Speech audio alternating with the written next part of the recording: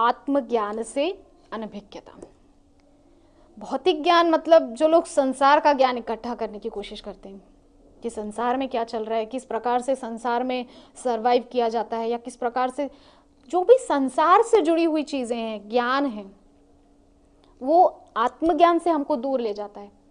क्योंकि हमारी ये बुद्धि हो जाती है कि मैं तो ये शरीर हूँ, ये व्यक्ति मेरा है, ये माँ मेरी है, ये पिता मेरे हैं, ये पति मेरा है, ये बच्चे मेरे हैं।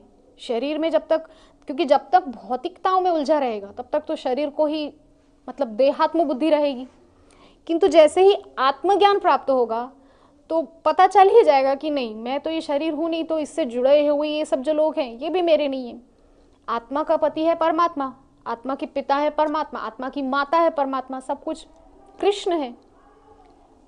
ठीक है, तो भौतिक ज्ञान का अर्थ है आत्मज्ञान से अनभिज्ञता। जो ये भौतिक ज्ञान है हमको भगवान से दूर ले जाता है। और दर्शन का अर्थ है वास्तविक आत्मज्ञान की खोज करना। दर्शन, क्योंकि दार्शनिक है श्रील शुकदेव गोस्वामी, तो उनके माध्यम से जो प्राप्त हुआ ज्ञान, यानी कि ये भागवत, ये है दर्शन शास्त्र। तो इसके माध्यम से हम वास्तविक आत्मज्ञान को जान पाते हैं, क्या है हम स्वयं को पहचान पाते हैं।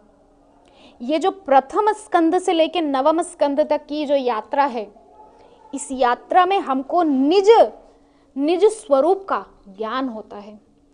निज स्वरूप का ज्ञान होता है तब भगवान की उन दिव्य लीलाओं, अंतरंग लीलाओं में हम प्रवेश करने के योग्य बन पाते हैं।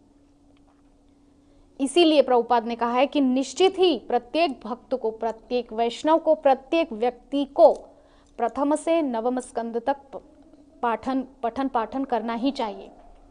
क्योंकि अगर ये नहीं पढ़ेंगे ना तो वो सब जो लीलाएं हैं दशम स्कंद की, उनमें फिर आश्चर्य होगा कि ये कैसे हुआ, भगवान ऐसे कैसे कर सकते हैं, भगवान रास कर रहे हैं पर स्त्रियों के साथ, इस प्रकार के प्रश्न उठेंगे। इसीलिए ये दर्शन शास्त्र है। पहले हमको अपने निज स्वरूप को जानना है, भगवान को जानना है। इन नवम 1 से 9 स्कंद की जो यात्रा है, इसमें हम अपने को और भगवान को और हमारा जो रिलेशन है आपस में, हमारा जो संबंध है, उसको हम जान पाते हैं। तब वो दशम स्कंद पढ़ने में जो आनंद आता है वो अलौकिक होता है। फिर भ्रम नहीं होता कि ये क्या है, ऐसे प्रश्न नहीं उठते फिर, है ना।